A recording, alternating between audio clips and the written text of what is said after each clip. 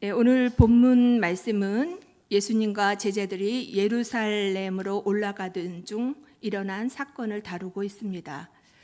예수님에게 이 길은 예루살렘으로 가는 마지막 길이었고 죽음을 향해 가는 길이었습니다. 그러나 예수님과 함께 가고 있는 제자들은 그 심각성을 모른 채 동상이몽, 각자 딴 생각에 젖어 있습니다. 예수님을 정치적인 메시아로 오해한 제자들, 이제 예루살렘에 도착하게 되면 신적 능력을 가진 예수님에 의해서 새 정권이 세워질 것이고 최고 권력자가 된 예수님에 의해서 오랫동안 꿈꿔오던 이상적인 나라 신세계가 펼쳐질 것이라고 착각합니다. 예루살렘이 가까워지자 제자들은 민감해졌고 또 신경전은 최고조에 달하게 됩니다. 어느 때부터인가 제자들 사이에서는 누가 가장 큰 자인가 의견이 분분했고 또 은근한 주도권 다툼이 계속되면서 갈등의 골은 점점 깊어가고 있었습니다.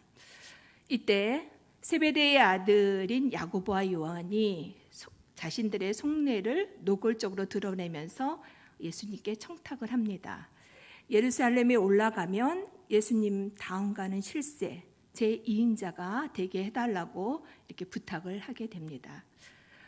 물리적으로는 이렇게 같은 길을 가고 있는 것 같이 보입니다. 그러나 죽음을 향해 가는 예수님의 길과 자신들의 그 성공과 또 야망을 추구하는 이 야고보와 요한 두 형제의 길은 각기 선명한 대조를 이루면서 다른 방향을 향하고 있습니다. 야고보와 그의 동생 요한 두 형제는 영광스럽게도 예수님의 제자로 부름을 받았고 또 베드로와 더불어 예수님의 최측근 핵심 제자들이었습니다. 그 중에서도 야고보는 베드로와 요한의 그 두 영적 거장의 그늘에 가려져서 성경 속에서는 그리 존재감이 크지가 않습니다. 자충우도라는 베드로처럼 에피소드가 많거나 또 100점짜리 신앙 고백을 하지도 않았고 또 동생처럼 성서를 기록하지도 않았습니다. 야고보는 구약에 나오는 그 야곱의 헬라식 표기입니다. 신약에는 야고보가 여러 명 나오게 되죠. 대표적인 두 사람을 꼽자면 오늘 본문에 나오는 세베대의 아들이면서 요한의 형이었던 사도 야고보, 그리고 야고보서를 기록한 예수님의 친동생이었던 야고보인데 오늘은 이 시간엔 사도 야고보에 대해서 함께 생각해 보고자 합니다. 사도 야고보는 어떤 사람이었을까요? 야고보와 예수님의 첫 만남은 마가복음 1장 20절에 짧지만 강렬한 인상을 이렇게 줄 정도로 간략하게 이제 기록이 되어 있는데 야고보는 예수님의 부름을 받자마자 그 자리에서 즉시 아버지 세베대를 그 품꾼들과 함께 배에 버려두고 예수님을 따라 나섭니다. 야고보의 이런 행동은 다소 충격적입니다. 자기 확신이 강할 뿐만이 아니라 자신이 선택한 것을 바로 실행에 옮기는 데 있어서 조금도 망설임이나 주저함이 없습니다. 자신감과 열정, 그야말로 파이팅이 넘치는 그런 인물입니다. 야고보의 아버지 세베대는 배를 소유한 선주였고 품꾼을 고용했을 뿐만 아니라 예수님과 제자들이 3년 동안 쓰는 그런 재정을 후원해 줄 정도로 재력가였습니다. 뿐만 아니라 예수님이 붙잡혀 재판을 받을 때 그의 동생 야고보가 그 대제사장과 아는 사람의 자격으로 대제사장의 집들, 그 안뜰까지 깊숙이 들어갔던 것을 볼 때 비록 시골 갈릴리에서는 살고 있었지만 야고보 집안은 종교 지도자들과 교류가 있을 정도로 상당한 사회적인 지위가 있던 그런 집안이었습니다. 이런 내용을 종합해 볼 때 야고보는 나름 재력과 또 사회적 지위가 있는 집안의 장남으로 그대로 있으면 어느 정도 안정된 생활을 할 수 있는 그런 사람이었습니다. 그런 야고보가 예수님의 부름을 받자 과감한 결단을 하죠. 도박하듯이 예수님께 자신의 미래를 겁니다. 예수님을 만나자 부유했지만 시골 갈릴리에서 지루하게 살고 있던 야고보의 가슴이 뛰기 시작합니다. 예수님이야말로 야고보 속에 있는 출세와 그러한 성공에 대한 야망을 이루어 줄 그런 분처럼 보입니다. 야고보의 예상대로 탁월한 가르침과 또 신적 능력과 기적을 행하는 예수님의 행보는 메시아가 분명했습니다. 역시 내 예상이 틀리지 않았어. 3년 동안 수고했어. 이제는 고생 끝이야. 요즘 말로 하면은 이제부터 꽃길만 걸어가자. 야고보는 그렇게 스스로에게 말했을지 모릅니다. 이제 예루살렘이 코앞에 있고 디데이가 얼마 남지 않았다고 생각하니 야고보의 마음이 다급해지기 시작합니다. 예수님과 단판을 짓고 확실하게 서열 정리를 해야 할 것 같습니다. 예수님께 청탁을 하는 야고보의 그 속마음을 들여다보면 지역 유지의 장남으로서 누릴 수 있는 그런 모든 것들을 버리고 예수님을 따른 것에 대한 보상 심리가 작용하고 있는 것을 우리가 엿볼 수가 있습니다. 그렇습니다. 분명 야고보는 모든 것을 버리고 예수님을 따랐습니다. 그러나 지금 보니 야고보는 무엇을 버렸다기보다는 결과적으로 더 큰 것을 움켜쥐기 위해서 작은 것을 내려놓은 것에 불과합니다. 더 좋은 것을 얻기 위해서 자신의 야망을 이루기 위해서 투자한 것과 같습니다. 주님을 위해 내가 헌신하고 또 내 모든 것을 내려놓는다고 하면서 내심 우리 속에 우리가 원하는 그 어떤 결과를 바라고 또 기대하고 있다면 그것은 주님과 영적 거래를 하는 것입니다.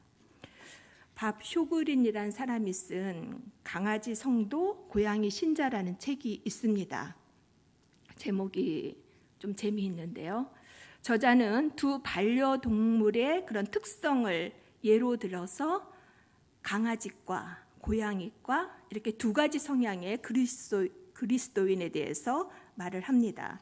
고양이는 사람들이 자기에게 밥을 주고 쓰담해주고 또 보살펴주고 사랑해주니까 분명히 나는 하나님이야 라고 이렇게 착각을 하는데, 이런 고양이과에 속한 신자는 하나님을 자신의 도우미로 생각한다는 거죠. 이런 고양이과 신자는 하나님은 나를 위해, 나의 행복을 위해, 나의 필요를 채우기 위해서 존재한다고 생각합니다. 철저히 자기 중심적이어서 신앙생활의 목적은 자신의 행복과 성공이고, 하나님은 그 목적을 이루어주는, 그 목적을 이루기 위해 존재하는 수단 정도로 여깁니다.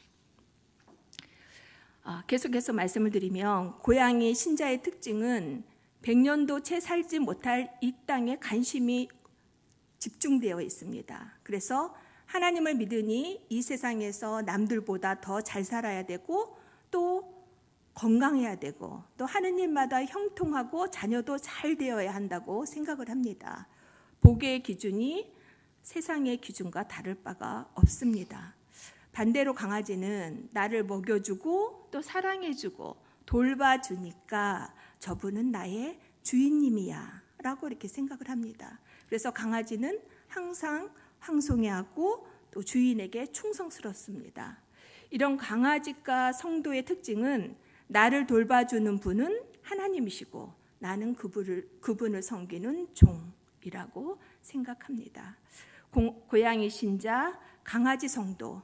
문제는요, 겉으로 보기에는 이 둘의 구분이 명확하지 않다는 겁니다. 구분이 어려운데 이 둘의 결정적인 차이는 그 내면에 어떤 마음이 자리 잡고 있는가에 따라서 판가름이 난다는 거죠. 고양이 신자는 자신을 위해서, 자기 만족을 위해서 예배하고 기도하고 봉사합니다. 자기 중심적입니다. 반면에 강아지 성도는 그가 하는 모든 것의 출발점이 주님께 감사하고 또 주님을 위하여 또 주님의 뜻을 위하여 주님 중심에서 시작이 됩니다. 저자는 이 고양이 신자와 강아지 성도를 놓고 누가 맞고 누가 틀리다 이렇게 흑백 논리로 말하지는 않습니다. 다만 고양이 신자가 틀린 것이 아니라 불충분하다, 충분하지 않다고 말합니다. 우리가 고양이처럼 주님으로부터 보호를 받고 보살핌을 받고 사랑을 받는 것, 이런 거, 행복을 누리는 거 중요합니다. 이것은 연약한 우리들이 이 세상 살아가면서 하나님의 자녀로서 누리는 특권이기도 합니다. 우리 모두는 어느 정도 고양이 성도와 같은 그런 성향을 가지고 있습니다. 그러나 우리의 믿음이 온 세상이 자기 중심으로 돌아가야 하고 심지어 주님조차 자기의 도우미로 생각하는 이 고양이 신자의 단계에서 계속 머물러 있다면 이것은 곤란하다는 거죠. 그 단계를 지나 주님 영광과 또 주님의 비전을 목적으로 하는 삶, 주님 중심성을 가진 강아지 성도의 단계로 올라가야 합니다. 복음서의 야고보는 마치 고양이 성도와 신자와 같습니다. 실력 있고 열정적으로 헌신했지만 자신의 야망을 위해서 주님을 따라가고 있습니다. 이런 야고보에게 주님은 내가 마시는 잔을 마시고 내가 받는 세례를 받을 수 있느냐 묻습니다. 이것은 장차 주님께서 예루살렘에 올라가면 고난과 또 죽음을 당하게 되는데 그 고난에 참여할 수 있느냐 하는 것을 묻는 것입니다. 그런데 야고보와 요한 두 형제는 자신 있게 말합니다. 할 수 있나이다. 이 일이 있기 전에 주님은 3번에 걸쳐서 예수님의 죽음, 예수님의 고난을 예고합니다. 그럼에도 불구하고 야고보와 요한 그리고 다른 제자들 모두 제대로 알아듣지를 못합니다. 사람들에게는 일단 자기 생각이 이렇게 강하게 자리 잡기 시작하면 그 어떤 말도 제대로 들리지가 않죠. 자기가 듣고 싶은 대로 듣고 또 자기가 해석하고 싶은 대로 자기에게 도움이 되는 쪽으로 이해하는 경향이 있습니다. 야고보 머릿속에는 자신이 원하는, 자신이 그려낸 이상적인 예수님 상, 그 이스라엘을 로마에서 독립시키고 다윗 시대의 항공기를 능가하는 그런 강대국, 경제 강대국을 건설할 정치적 메시아상이 가득 차 있었기 때문에 잔과 세례의 의미를 제대로 이해하지 못합니다. 고난의 잔이 아니라 승리자의 축배, 왕이 될 예수님을 환호하는 건배 정도로 생각했는지 모르겠습니다. 확신에 차서 잔과 세례를 받을 수 있다고 말한 야고보와 요한, 그러나 두 형제는 그들이 생각했던 영광의 잔과 세례는 아니지만 그들이 말한 대로 잔과 세례를 받습니다. 야고보는 주 44년 예루살렘에서 헤롯 아그리파 1세에게 참수를 당합니다.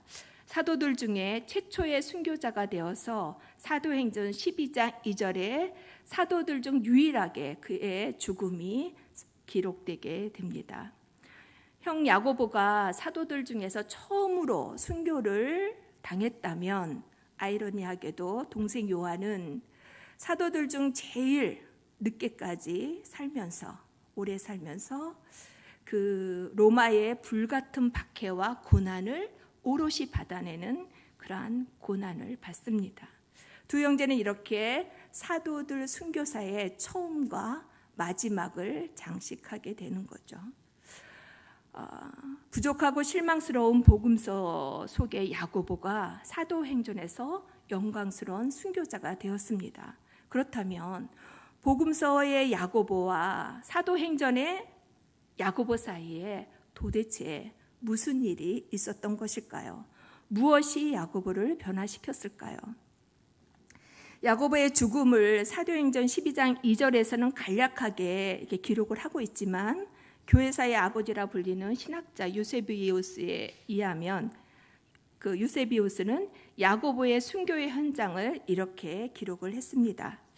사형장에서 야고보는 최종 변론을 했다. 자신의 삶을 말하고 예수님, 성령님, 그리고 하나님에 대한 자신의 경험을 고백했다. 그러자 야고보를 결박해서 재판석으로 이끌었던 사람이 갑자기 자리를 박차고 일어나 외쳤다. 나도 그리스도인이요, 나도 죽겠소. 야고보는 그에게 주님의 평강이 있기를 진심 어린 인사를 전했다. 그리고 그 두 사람은 그날 같은 날 천국에서 예수님과 부둥켜 안았다.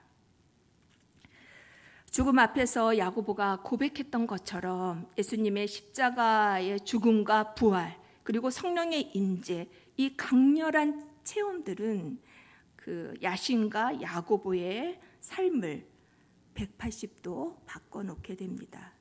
성경은 사도행전 2장 성령 강림 후 변화된 야고보에 대해서 침묵합니다. 사도행전 3장을 보면 늘 같이 다니던 야고보와 요한에서 야고보는 사라지고 요한과 베드로가 이게 등장하는 것을 볼 수가 있는데요. 그러다가 사도행전 12장 2절에서 이제 야고보의 죽음으로 야고보에 대한 기록을 끝맺습니다. 사도행전 2장과 사도행전 12장 사이에는 약 10년 정도의 시간의 간격이 있습니다. 그렇다면 야고보는 10년 동안 어디서 무엇을 하고 있었을까요? 사도행전 2장 이후 사라진 야고보의 삶과 신앙의 발자취가 남아있는 곳이 있습니다. 그곳이 바로 기독교 3대 순례지의 하나인 산티아고입니다. 성 야고보를 스페인어로 산디에고라고 합니다. 산티아고는 야고보의 이름을 딴 스페인의 도시로 정식 이름은 카미노 데 산티아고, 우리말로 하면 산티아고 가는 길입니다. 이제 야고보는 예수님의 십자가 정신을 본받아서 그리고 땅끝까지 증인이 되라는 예수님의 명령에 순종해서 그 당시 땅끝이라고 생각했던 척박한 이교도의 땅 스페인에 가서 복음을 전합니다. 전승에 의하면 야고보는 스페인에서 7년간 전도하다가 예루살렘에 잠시 귀환했고 이때 체포돼서 순교했습니다. 복음서의 야고보는 주님의 제자로 헌신했지만 성공과 출세를 위해 동료들과 힘겨루기 하며 야망의 바벨탑을 세우던 사람이었습니다. 그러나 사도행전의 야고보는 낮고 낮은 자리, 빛도 이름도 없는 무명의 전도자가 되어서 산티아고에 가는 길을 만들어내고 있습니다. 산티아고는 야고보가 예수님의 진정한 제자로 변화 성숙했음을 보여주는 기념비입니다. 그런데 불편한 진실은 우리 속에도 주님의 뜻을 살피기보다는 주님을 통해 내가 원하는 것을 이루려고 하는 복음서 야고보와 같은 모습이 우리 속에도 있다는 것입니다. 구원받을 뿐만 아니라 이 땅에서도 성공하고 범사에 번영, 형통하는 것이 믿음의 좋은 결과이고 최고의 복이라는 성공주의, 번영신화, 물질주의에 변질된 복음을 붙들고 있는 우리는 복음 속 야고보에서 결코 자유롭지 않습니다. 그러나 우리 주님은 신실하고 성실하신 분이시죠. 불충분하고 미성숙했던 야고보를 포기하거나 버리지 않고 끝까지 붙들어 주셔서 변화시키고 복음서 야고보를 사도행전 야고보가 되게 하셨습니다. 야고보는 우리의 앞서 신앙의 길을 걸어갔던 시행착오를 겪었지만 제자로 이렇게 변화됐던 그런 믿음의 선배입니다. 지금 우리의 모습 비록 부족하고 불충분하고 다듬어지지 않았지만 우리도 야고보와 같이 주님의 제자로 주님이 원하시는 모습으로 변화 성장할 수 있습니다. 얼마 전 남북한 정상회담이 이렇게 있었을 때 두 정상이 만나고 대화하는 모습을 보면서 행동 분석가인 이상은 교수가 미러링 효과 현상이라는 말을 했습니다. 두 정상 간의 신뢰감과 친밀감이 형성이 되니까 상대방의 행동을 보고 자연스럽게 따라하게 되는 그런 모습을 보고 미러링 현상이라고 말을 했는데요. 마찬가지로 우리가 주님을 정확하게 알고 또 신뢰하고 또 주님과 함께 할 때 우리 속에도 영적 미러링 현상이 나타나게 됩니다. 주님 모습 본받아 주님 닮게 되고 또 예수 그리스도의 정신을 따라 살아가게 됩니다. 이제 내 필요와 만족을 버리고 주님을 이렇게 나의 필요에 의해서 이렇게 이용하고 또 거래하고 또 주님을 동원하는 그런 복음 속 야고보가 아니라 사도행전 속 야고보처럼 그러니까 주님 중심성을 가지고 또 주님 따라 주님께 충성하고 또 사명 감당하는 저와 여러분이 되기를 바랍니다. 그럴 때 우리 속에 산티아고의 길, 주님 닮아 변화하고 성장하고 또 충성하는 그런 참된 제자도가 우리 속에 세워질 것입니다. 이 시간 함께 찬양하기 원합니다.